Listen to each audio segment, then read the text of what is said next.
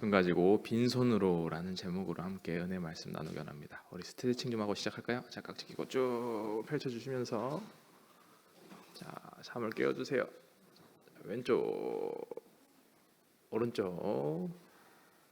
자, 어깨 크게 돌려주세요. 크게, 최대한 크게 벌려주시고 반대로도. 자, 고개도 크게 돌려주시고요. 반대로도. 네, 좋습니다. 오늘 말씀을 보시면 이제 사람들이 아이들을 예수님께 데리고 나오죠. 그러니까 예수님이 이미 유명 인사이신 상태예요. 오늘 말씀은. 근데 이제 온갖 기적을 다 베푸셨죠. 뭐 풍랑 위를 걷게도 하시고, 뭐 눈먼 자를 눈뜨게도 하시고, 앉은 자를 일으키시고, 오병이어까지 많은 기적들을 이루셨는데, 이제 아주 인기가 많았을 때 사람들이 이제 많은 사람들이 아이들을 데리고 예수님한테 이제 막 들이밀기 시작하는 거예요. 그러니까 좀 손길이라도 닿게, 어떻게 좀 우리 아이 좀 만져주시면 안 되나 싶은 마음으로 아이들을 들이미는 거죠. 이 당시에 아이들에게는 인권이 없었습니다. 아이들에게는 그 어떤 객관적인 한 인격체로서의 존중을 받지 못하던 시대죠. 우리나라도 그 어린이날 제정이 되고 이후에 1990년도 정도나 돼서야 이제 어린아이들이 조금 이 존재에 대한 그 인격 이런 것들이 인정받기 시작하던 시기가 이제 1990년도부터 좀 그렇게 되기 시작했죠. 근데 이제 그러니까 2000년 전의 아이들이라고 생각하면은 그냥 뭐 자기 의지나 소유 이런 게 없었던 때라고 생각하시면 됩니다. 그나마 아들이면 좀 낫죠. 아들이면 좀 나은데 이게 어떤 하나의 인격체로 사회적 가치가 굉장히 낮은 존재로 여겨지던 때가 이 예수님 시절이었어요. 그러니까 정말 인기가 많은 예수님 앞에 뭔가 한 존재로 이제 귀하게 여겨지지 않는 존재들을 막 들이밀기 시작하니까 제자들이 보기에는 좀 마음에 안 들었던 것 같아요. 제자들이 보기에 좀 꺼려졌던 것 같아요. 그러니까 막 꾸짖습니다. 막 화를 내요. 아이들을 이렇게 들이밀면 어떡하냐? 이제 우리 말로는 그런 거죠. 아니 감히 어른들 대화하는데 어떻게 아이들이 끼냐? 어른들 예수님 설교하시는데 어떻게 아이들이 이렇게 들이밀 수가 있냐? 이런 식으로 반응을 했던 거죠. 막 화를 내는데 예수님이 그런 제자들에게 오히려 화를 내세요. 왜 예수님이 화가 그렇게 나셨는지, 아니면 제자들은 어떤 마음으로 이렇게 행했는지를 한번 살펴보고 싶은데요. 제자들의 행동이 사실은 당시의 상식으로는 맞아요. 당시의 상식으로는. 왜냐면은 지금도 우리 상황에서 뭐 유명한 연예인이나 아니면 뭐 그 정치인들 보면은 이제 보디가드나 이 같이 하는 수행원들을 데리고 가면서 이게 주변을 이렇게 막죠. 이 막는데 이 제자들이 따지고 보면은 그런 보디가드 역할들을 자처했던 것 같아요. 우리 예수님이 다치면 안 되니까 가는 길을 막아드리자 하는 그런 행세였던 거죠.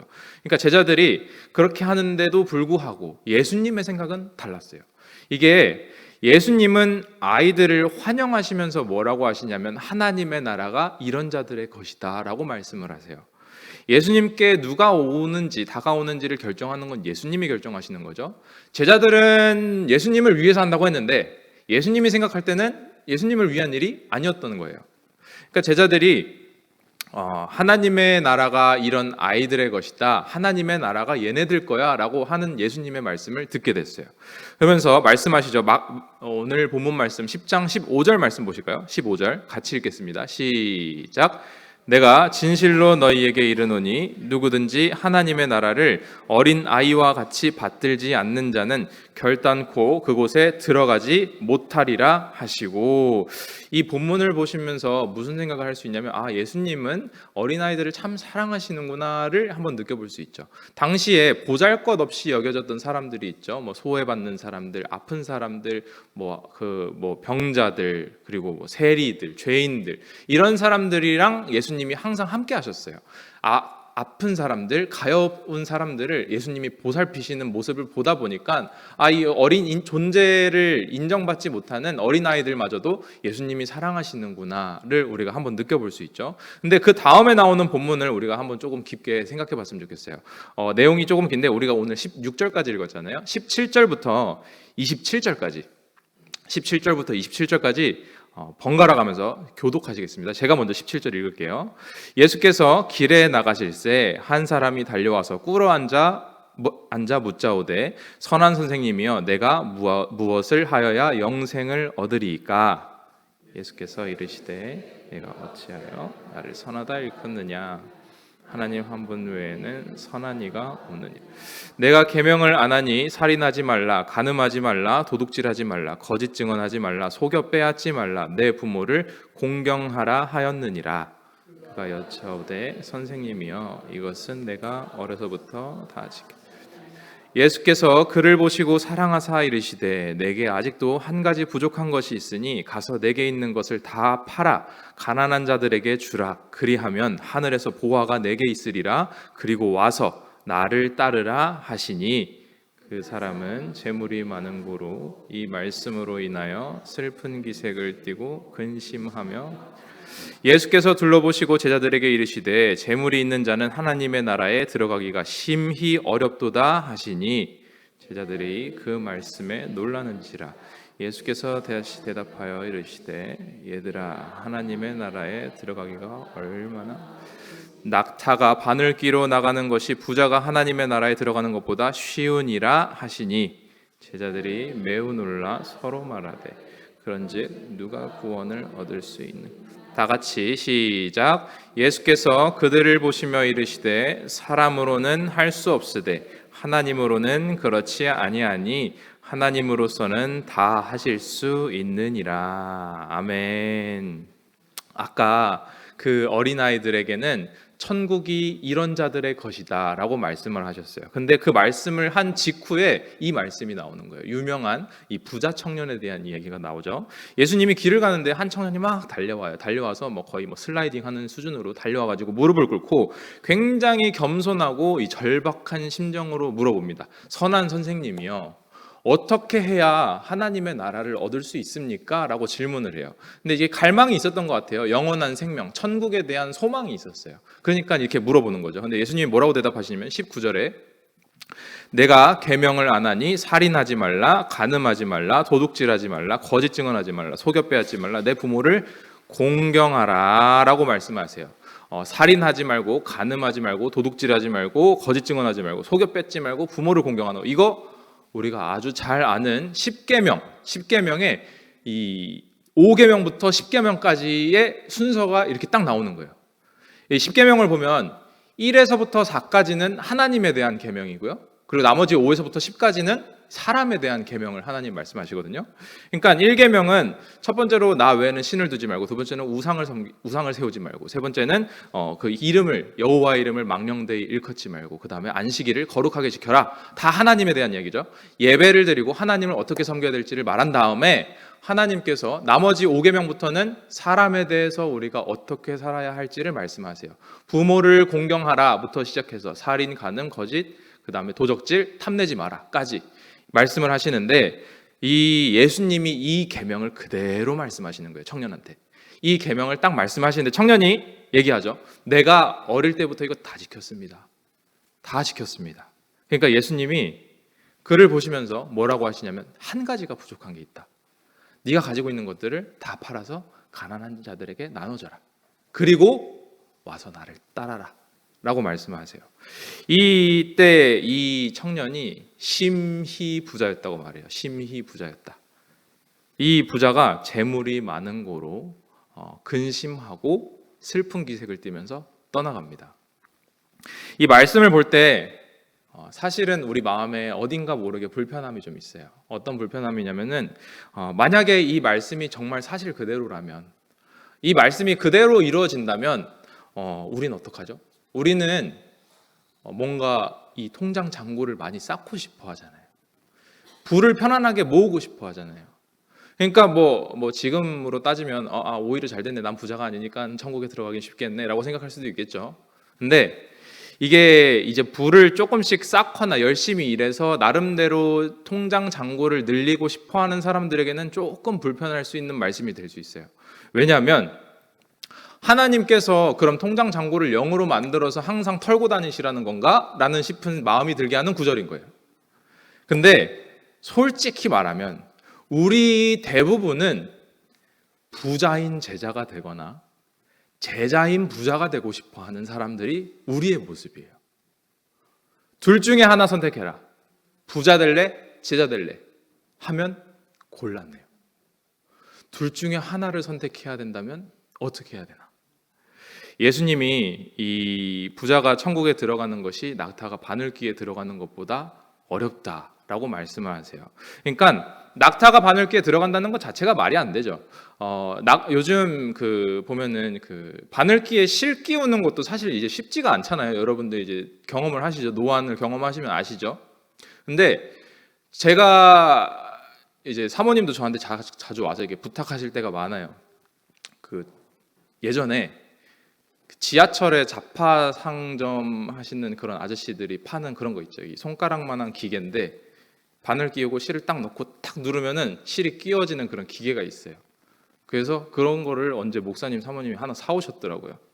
그래서 보면서 좀 신기하더라고요. 근데 그만큼 바늘귀에 실 넣는 것도 어려워서 기계를 만드는 판국에 낙타가 바늘귀에 어떻게 들어가요? 그러니까 예수님 말씀이 말이 안 된다. 부자는 못 간다. 그냥 그렇게 말씀을 하시는 거예요. 그러니까 이제 제자들이 너무 놀랬죠. 너무 놀래가지고 아니 그러면 도대체 구원은 누가 받습니까? 어떻게 해야 구원을 받습니까? 라고 질문을 하니까 예수님의 결론은 사람으로는 할 수 없다. 하나님만이 하신다. 하나님만 하신다. 방금 이 부자 청년 이야기와 방금 그 전에 어린아이의 이야기가 바로 연결되어서 나온다는 사실을 한번 주목해 볼 필요가 있어요. 이 성경은 원래 장과 절이 처음부터 나뉘어져 있지 않았거든요. 성경은 원래 통으로 돼 있었어요. 마태가 마태복음을 쓸 때, 마가가 마가복음을 쓸 때, 누가가 누가복음을 쓸 때 장과 절을 나누기 시작한 게 아니라 이건 나중에 편의를 위해서 이 성경학자들이 나누기 시작한 거예요. 그러니까 통으로 봐야 되는데 이 두 가지 이야기가 연결되어 있을 때 두 가지 이야기가 관통하는 한 가지의 단어가 있다는 거예요. 그게 뭐냐? 하나님의 나라. 하나님 나라. 어린아이들처럼 하나님의 나라를 받들지 않으면 천국 갈 수 없다라고 말씀하셨어요. 그리고 이 부자 청년에게 부자는 천국 갈 수 없다라고 말씀하시는 거예요. 그러니까 공통 주제는 하나님의 나라예요. 근데 이 성경 본문들을 보면은 이제 우리가 굉장히 불공평하다고 느껴져요. 왜냐하면 어린아이는 끽 해봐야 초등학생이에요. 요즘 애들이 빠르다 한다 하더라도 아이들이 뭘 이뤘겠어요? 뭘 해봤겠어요? 하나님을 위해서 무엇을 드렸겠어요? 근데 어린아이들에게는 천국이 얘네들 거다라고 말씀하세요. 그럼 반대로 이 청년은 율법을 위해서 열심히 살았어요. 최선을 다했어요. 이 어린아이들은 아무 노력도 안 했는데 하나님 나라가 얘네들 거라고 그러고, 근데 이 청년은 예수님을 보자마자 달려가서 영생을 위해서 막 질문을 하고 최선을 다했는데 한 가지 믿음을 안 보였다고 넌 천국 못 간다 라는 식으로 말씀하시더라는 거예요. 근데 우리 이러면은 공평하신 하나님이 맞나요? 공의 하나님 맞나요? 자격 없이 주시는 은혜라고 하니까 어린아이들에게 주시는 것까지는 좀 이해할 수 있어요. 인정할 수 있어요. 근데 최선을 다한 부자 청년이 한 가지 못했다고 하는 건 좀 아쉽지 않나요? 그럼 한번 생각해 볼 것이 이 부자 청년과 이 어린 아이들의 차이점이 무엇인가를 한번 생각해 봐야 되는 거예요. 아이들은 이제 깨끗하다, 순수하다 이런 이미지가 있죠. 오늘 본문 말씀 15절 말씀을 다시 한번 같이 읽겠습니다. 시작. 내가 진실로 너희에게 이르노니 누구든지 하나님의 나라를 어린 아이와 같이 받들지 않는 자는 결단코 그곳에 들어가지 못하리라 하시고. 아멘. 어린아이들과 같이 천국을 받들지 않으면 천국을 갈 수 없다라고 말씀하시는데, 이 받들다라는 말을 영어로 하면 receive, 받다라는 뜻이고요. 이 원어로 보시면은 영접하다라는 의미를 갖고 있어요. 하나님의 나라를 마음속으로 영접하지 않으면 갈 수 없다라고 말씀하시는 거예요. 방법론적으로는 너무 간단하죠. 받으면 가면 되는 거예요. 영접하면 가는 거예요. 아이들이 지금 애들이야 풍성한 시대를 살아가고 있으니까 굉장히 자기 게 많죠. 소유가 많죠. 장난감도 많고 갖고 싶은 것도 많은데 그걸 또 부모님들이 누리게들 해주시잖아요. 근데 저 때만 해도 제가 초코우유를 성인이 돼서 처음 먹어봤거든요. 그 전에는 먹어본 적이 없어요. 사모님이 이 재정상의 이유든 건강상의 이유든지 뭔진 모르겠지만 절대 못 먹겠어요. 초코우유를 먹을 수 있는 건 그나마 학교, 중학교 뭐 이때 이제 우유 급식, 초코우유 나온 날이 특별한 날이 있으면 그때 우유를 먹어볼 수 있는 거예요. 근데 지금 아이들은 먹고 싶으면 다 먹어요. 뭐 저보다 더 어르신들이면 더 많이 그런 걸 경험해 보셨겠죠? 아이들일 때 제재가 많아요. 뭔가 잘 가질 수 없어요. 근데 이 예수님 당시의 아이들이라고 한번 생각해 보세요. 뭔가 자기 소유가 아예 없었겠죠. 내 걸 가질 수가 없어요. 2000년 전 아이들에게는 내 거라고 할 만한 게 아무것도 없어요. 그 아이들의 특징이 뭐냐? 손이 비워져 있다는 뜻이에요. 빈손. 그러니까 주면 받아요. 그리고 아이들은 가르쳐주면 곧대로 받아들여요. 그러니까 야 A는 C야 라고 말하면은 그때부터 A는 C예요. 이 지난 이제 주일날 엊그제 우리 청년들 몇 명이 남아서 밑에 청소를 좀 했어요. 청소를 하는데 청소를 하다가 이제 잠깐 쉬면서 이제 저녁 식사 하려고 기다리고 있다가 저녁 식사 하다가 로엘이가 이제 북극곰 만화책을 가지고 와가지고 앉았어요. 앉아가지고 읽어줘 하는데 찬혁이가 옆에서 장난친다고 북극곰을 보고 이건 남극곰이야 이렇게 얘기를 한 거예요. 남극곰이야, 남극곰 이렇게 써 있어 이런 식으로 장난을 친 거예요. 그러니까 로엘이가 그걸 듣고 그럼 북극곰은 어디 있어? 몰라, 북극곰은 없어, 여기 남극곰만 있어 이렇게 얘기를 한 거예요. 그런데 이제 애들은 그걸 들으면은 그대로 기억하고 그대로 이제 나중에 그렇게 생각하잖아요. 그래서 제가 옆에서 로엘아 아니야, 지금 찬혁이 형아가 장난치려고 그런 거야, 이거는 북극곰이 맞아, 북극곰 했더니 로엘이가 저한테 아니야 이건 남극곰이야, 남극곰 이렇게 얘기를 하는 거예요. 아이들의 특성이 이래요. 주면 받아요. 가르치면 그대로 인식해요. 왜? 아무것도 손에 쥔 게 없으니까 받을 수 있는 거예요. 가진 게 없으니까 받아들일 수 있는 거예요. 그러니까 이 부자 청년이 뭐라고 말하냐면 내가 무엇을 하여야 라고 말해요. 내가 무엇을 행해야, 무엇을 이루어야, 어떤 행동을 해야 천국을 갑니까? 라고 얘기하는데 예수님이 너 오해하고 있어. 잘못됐어. 인간이 행해서 갈 수 있는 곳이 아니야. 사람은 할 수 없고 하나님만 하실 수 있어. 그래서 너는 받아야 돼. 빈손으로 받아야 되는데 지금 너 손에 뭐가 있네? 그 손을 비워라 라고 말씀하시는 거예요. 21절 보실까요? 21절 같이 읽겠습니다. 시작. 예수께서 그를 보시고 사랑하사 이르시되 내게 아직도 한 가지 부족한 것이 있으니 가서 내게 있는 것을 다 팔아 가난한 자들에게 주라. 그리하면 하늘에서 보화가 내게 있으리라. 그리고 와서 나를 따르라 하시니. 아멘. 네가 뭘 가지고 있든지 가난한 자에게 줘라. 네 손에 있는 걸 털어내라. 손에 쥐고 있는 것 놓고 내가 주는 하늘 보화를 쥐어라. 그리고 나를 따르라 라고 제자로 부르세요. 예수님은 이 부자 청년에게 너 장고 다 팔고 영원으로 만들고 가난하게 살아라 라고 말씀하시는 게 아니에요. 네가 손에 쥐고 있는 그거, 네가 손에 쥐고 놓지 못하고 있는 그거, 너가 그것 때문에 제자가 못 되는 그것을 놓고, 네 손에 쥐고 바들바들 떨고 있는 그걸 놓고 나를 위해서 한번 살아볼래? 라고 말씀하시는 거예요. 부자 청년이 왜 부자일지 한번 생각해 보신 적 있으세요? 청년이잖아요. 청년이 어마어마한 부자였어요. 왜 부자였을까?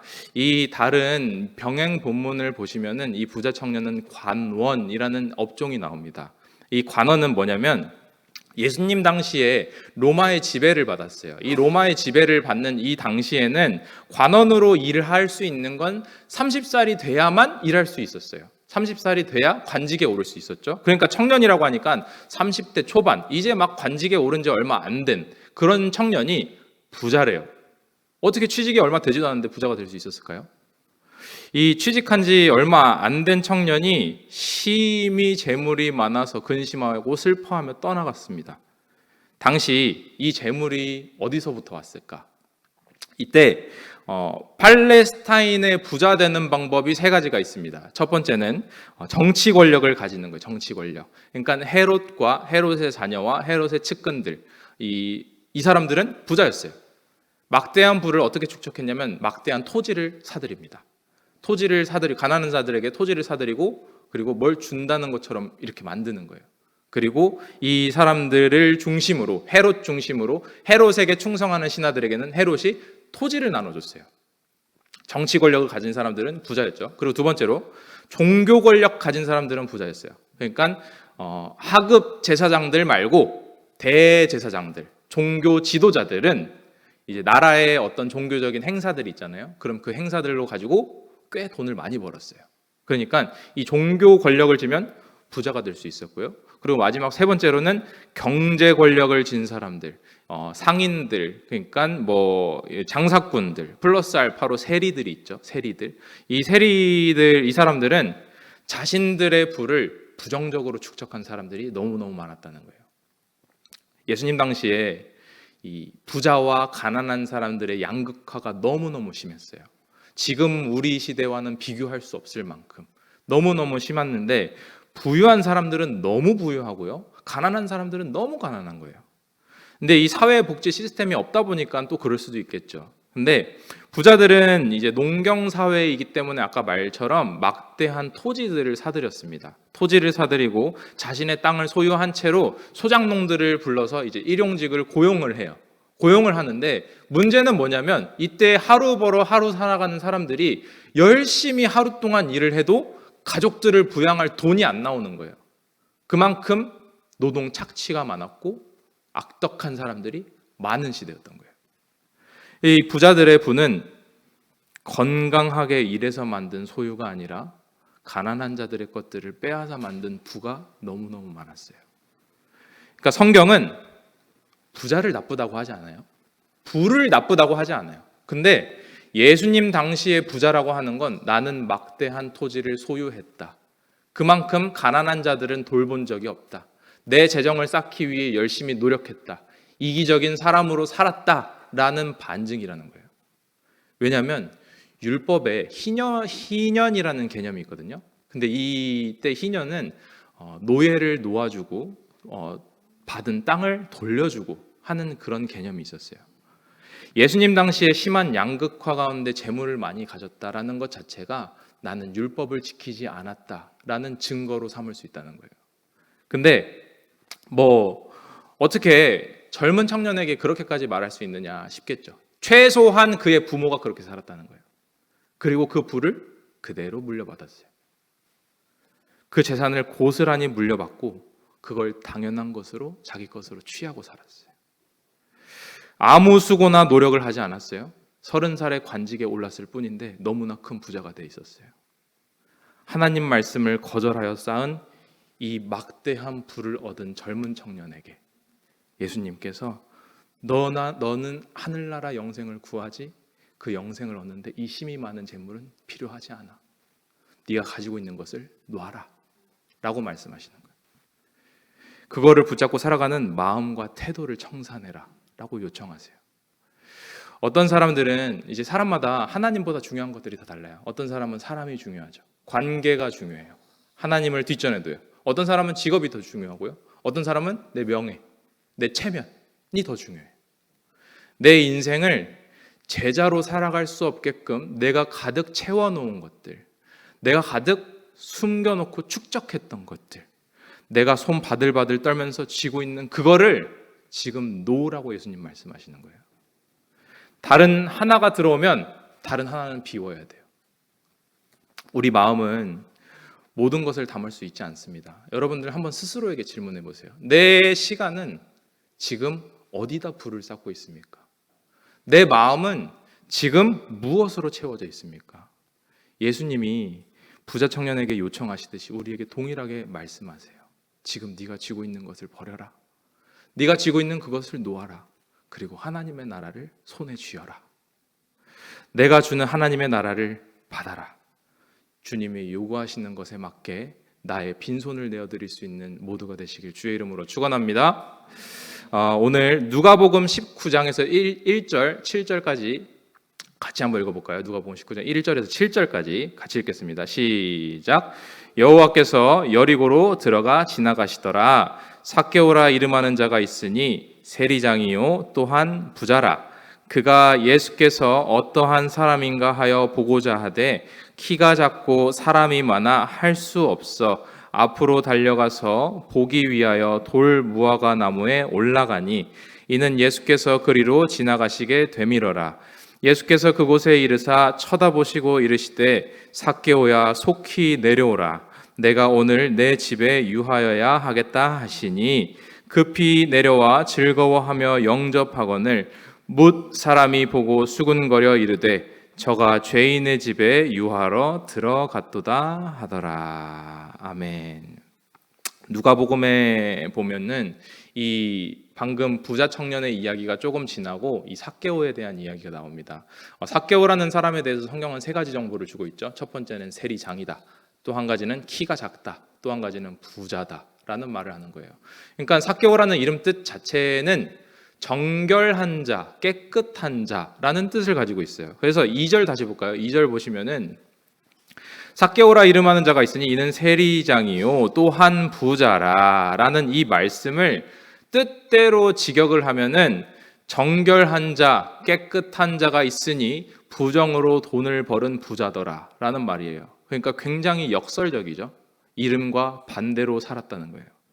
세리라는 직업 말 그대로 세금을 걷는 일입니다. 근데 이 로마가 효과적인 통치를 위해서 본인 로마인들을 사용하지 않고 유대인들을 사용했어요. 유대인들이 유대인들의 세금을 거둘 수 있게끔. 그래서 이 유대인들이 세리가 유대인이 이제 식민 지배를 받는데 그 식민 지배 받는 나라를 위해서 일하는 돈 버는 사람으로 살기 위해서는 아무나 시키지 않았어요. 애초에 세리는 부자인 사람을 골랐었습니다. 왜냐하면 돈 없는 사람이 돈 걷는 일을 하면 가지고 도망갈 수 있으니까. 그래서 애초에 보증된 사람, 돈 있는 사람, 여유 있는 사람을 세리로 썼어요. 그러니까 부유한 사람이 세리가 되는데 게다가 동족의 이 피를 빨아먹는, 고열을 빨아먹는 그런 사람으로 인식되다 보니까 민족의 배신자 세리가 되는 거예요.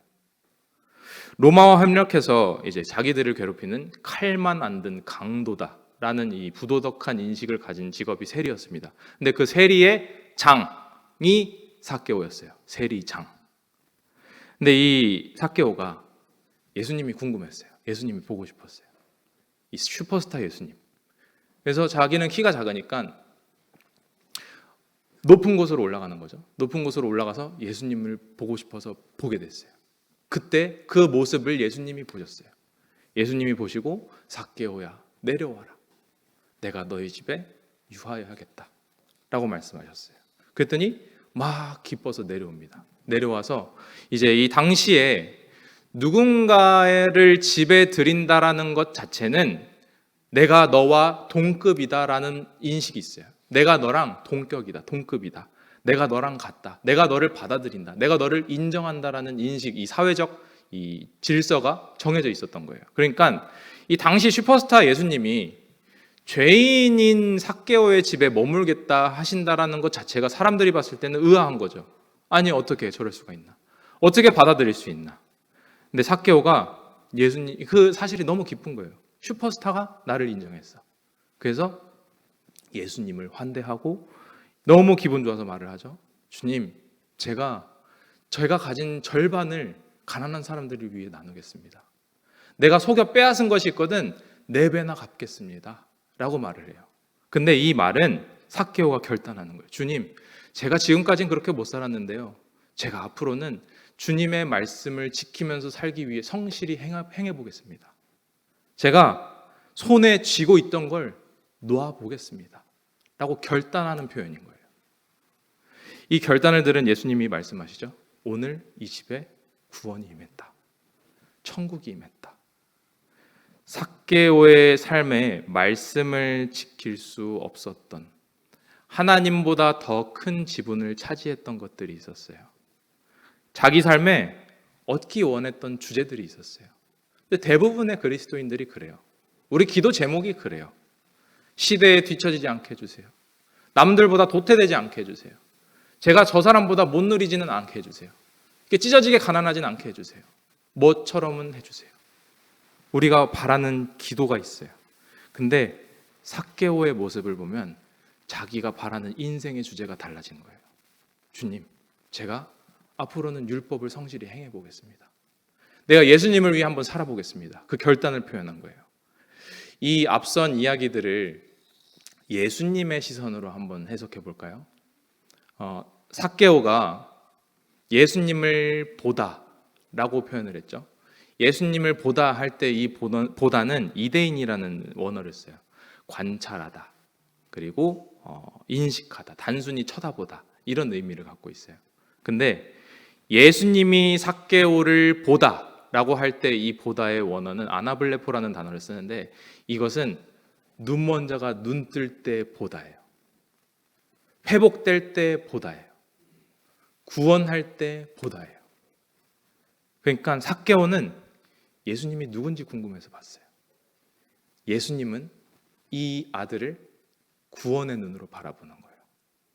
사랑의 눈으로 바라보는 거예요. 삭개오에게 예수님이 너 어떻게 그럴 수가 있니? 어떻게 같은 유대인한테 그럴 수가 있어? 왜 율법을 어기고 그렇게 살아갈 수 있니? 라고 말씀하시지 않고 예수님께서 그와 함께 식사하셨어요. 함께 머물렀어요. 사랑의 눈으로 바라보셨어요. 여전히 나는 연약하죠. 내가 연약해서 내가 먹고 사는데 하나님을 수단으로 삼기까지 우리는 연약한 존재예요. 근데 그래도 우리가 주님을 예배하고자 예수님을 바라볼 때 예수님은 그보다 더 강력한 시선으로 우리를 바라보시더라는 거예요. 사랑의 눈으로. 아까 그 부자 청년 이야기로 돌아가서 마가복음 10장 21절 말씀 앞에 보시면은 예수께서 그를 보시고 사랑하사 이르시되, 사랑의 눈으로 바라보셨어요. 예수님이 부자 청년을 막 째려보시면서 너 이러면 안 된다니까? 다 버려야 된다니까? 그래야 따라올 수 있다니까? 라고 막 혼내시지 않고 사랑스럽게 바라보셨대요. 우리는 이 성경을 알잖아요. 성경을 아니까 삼자 입장으로 볼 때 이 청년은 뭔가 좀 많이 부족해요. 사랑스럽다고 하기는 좀 어려워요. 근데 예수님에겐 이 청년이 너무 사랑스러운 거예요. 너 많이 노력했구나. 애썼구나. 근데 너의 행위로는 천국에 갈 수 없단다. 내가 바라기는 하나님이 주시는 선물을 네가 받아야 돼. 네 손에 있는 걸 내려놔 볼래? 라고 말씀하시는 거예요. 이제 돌아오는 주일날 이제 예언 사역 하시는 목사님 모신다 하셨잖아요. 제가 우리 중고등부 아이들이랑 청년들에게 그런 걸 요청했어요. 하나님이 무슨 말씀을 하시든 하나님의 말씀으로 들을 준비를 해라. 그리고 듣는데 끝나지 말고 듣고 반응하는 마음을 준비해라. 어떤 좋은 말을 듣고 어떤 귀한 겉면을 받아도 우리가 반응하지 않으면 지나가는 소리랑 똑같다. 그러니까 이 내게 가장 필요한 말씀을 하나님이 주시되 그 말씀을 듣고 내가 반응할 수 있게 해달라고 기도하자라고 얘기를 했어요. 그러고 제가 또 우리 아이들을 위해서, 성도들을 위해서 그런 기도를 동일하게 하고 있습니다. 사실 이런 마음은 우리가 이 말씀을 듣는 순간에도 동일하게 가져야 되는 마음입니다. 모든 삶 가운데, 예배 가운데 하나님의 말씀이 하나님의 말씀으로 들려야 되고요. 그 말씀을 듣고 반응하기 위해 노력하고 우리가 기도해야 돼요. 여러분 손에 쥐고 있는 것이 무엇이 있습니까? 무엇으로 시간을 채우고 마음을 채우고 있습니까? 하나님이 주고자 하시는 걸 받을 준비가 됐습니까? 손에 쥔 것을 버릴 준비가 됐습니까? 오늘 예수님이 말씀하세요. 이리 내려와라. 내가 너와 함께 하겠다. 우리 모두가 세상과 다른 꿈을 꾸는 그리스도인들이 되었으면 좋겠습니다. 우리의 마음 안에 하나님이 아닌 다른 지분을 차지하고 있는 그것. 우리가 손을 비워볼 때 우리가 잡고 있던 것들을 내려놓기 시작할 때 주님이 우리 손을 부끄럽게 하지 않으세요. 구원이 너에게 임했다. 천국이 너의 것이다. 이 약속을 믿고 어린아이와 같이 주님, 당신이 무엇을 주시든 제가 받겠습니다. 내가 받기 원하는 게 아니라 주님이 원하는 그것을 제가 받겠습니다. 주님의 뜻이 나에게 이루어지기를 원합니다. 고백하며 믿음으로 나아가는 모두가 되시길 주의 이름으로 축원합니다. 이 시간 기도하실 때 주님, 오늘 말씀을 통해 내가 쥐고 있는 것이 무엇인지를 돌아봅니다. 내 손에는 세상의 것들, 살아가는 데 필요한 것들을 쥐고 그것을 놓기 힘들어할 때가 너무나 많습니다. 우리의 삶 가운데, 예배 가운데, 기도 가운데 주님께서 내게 말씀하실 때 부자 청년처럼 근심하며 돌아서는 인생이 아니라 어린아이처럼 순전한 믿음으로 주님 품에 달려드는 삶을 선택할 수 있도록 인도하여 주시옵소서. 그리하여 주님이 주시는 하나님의 나라를 받는 자로 살도록 인도하여 주시옵소서. 우리 주여 한번 부르고 기도하시겠습니다. 주여. 지금은 우리 주 예수 그리스도의 은혜와 하나님 아버지의 놀랍고도 지극하신 사랑과 성령님의 교통역사 충만하심이 오늘 말씀을 듣고 하나님의 목소리 앞에 순종하며 반응하는 가운데 그 목소리를 따라 남은 여생을 주님 앞에 가는 그날까지 가리라고 마음에 결심하고 돌아가는 모든 자들 머리 위에 이제로부터 영원토록 주 예수의 평강과 축복이 함께 있을지어다.